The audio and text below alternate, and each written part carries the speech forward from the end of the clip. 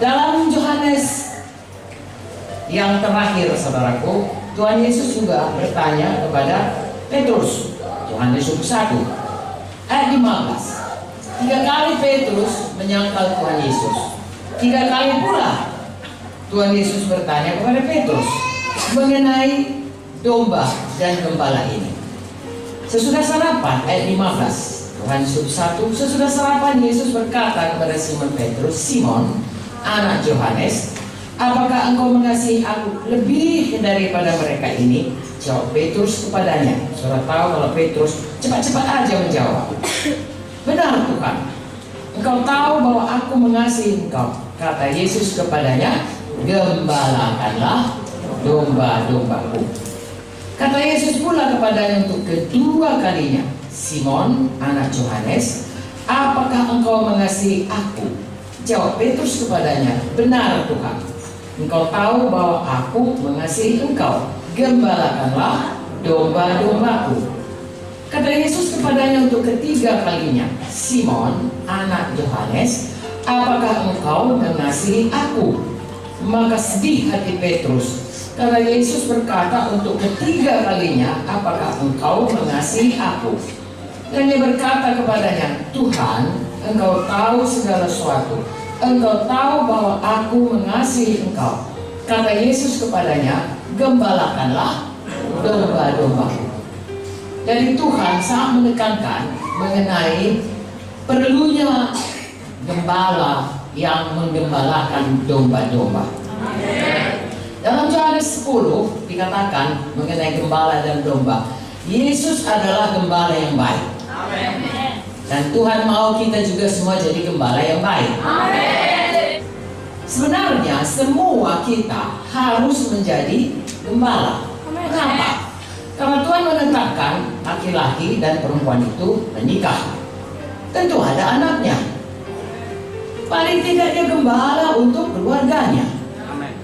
Katakanlah dia belum menikah, tetapi Tuhan berkata, beritakan Injil, jadikan mereka murid. Kalau seseorang dia sudah menginjil, lalu dia menangkan satu jiwa, jiwa itu akan memperlakukan dia, atau dia harusnya memperlakukan jiwa itu sebagai domba yang harus digembalakan. Siapakah yang paling dekat? Suara siapakah yang dia paling kenal? Tentu yang membawa dia kepada Tuhan. Jadi kalau kita bawa jiwa, patutlah kita gembalakan. Dengan kata lain, semua kita bisa jadi gembala. Bahkan haruslah jadi gembala. Supaya tidak ada domba-domba yang terlantar. Haleluya. Kalau mau jadi gembala yang baik, Tuhan memberikan contohnya. Apakah itu? Bagaimanakah itu?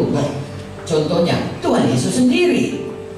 Haleluya. Tetapi saudaraku, untuk lebih jelas bagi kita, Tuhan memberikan dalam firman-Nya, kira-kira bagaimanakah sifat yang dikehendaki Tuhan untuk menjadi gembala yang baik, supaya domba itu memperoleh penggembalaan yang baik.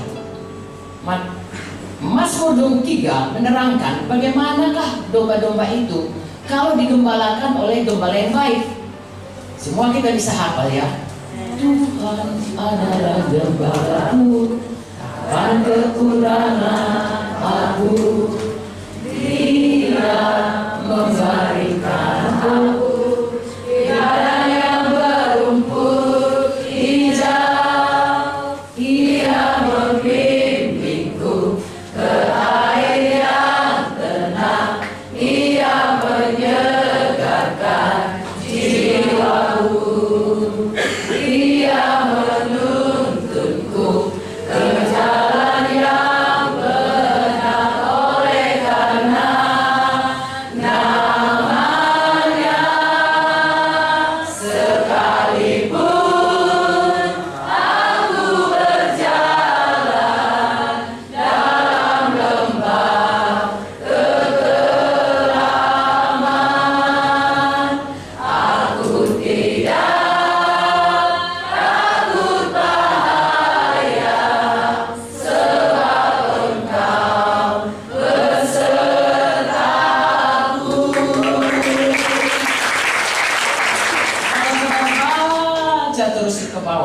betapa indahnya menjadi domba.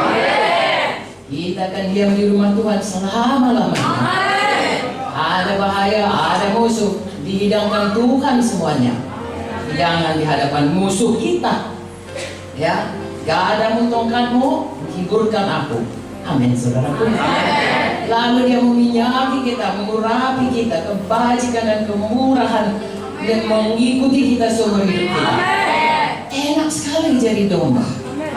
Kalau ada gembala yang baik, baunya begitulah semuanya kita menggembalakan. Domba-domba di bawah penggembalaan kita mengalami seperti Mazmur 23 itu. Itu sebabnya Tuhan memberikan bagaimanalah kira-kira karakternya atau sifat-sifat gembala itu sehingga dombanya bisa tenang seperti dalam Mazmur 23 tadi saya bacakan dalam 1 Timotius 3.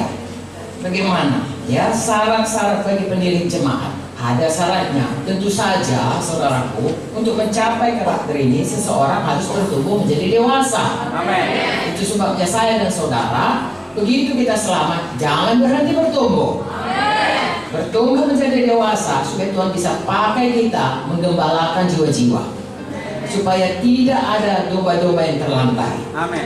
Haleluya. Kita digembalakan, lalu kemudian kita menggembalakan. Tentunya ini tidak terjadi dalam satu hari, tapi kalau kita sudah melihat atau membaca firman Tuhan ini, mari mengejar hal yang dituliskan Tuhan ini. Amin. Haleluya.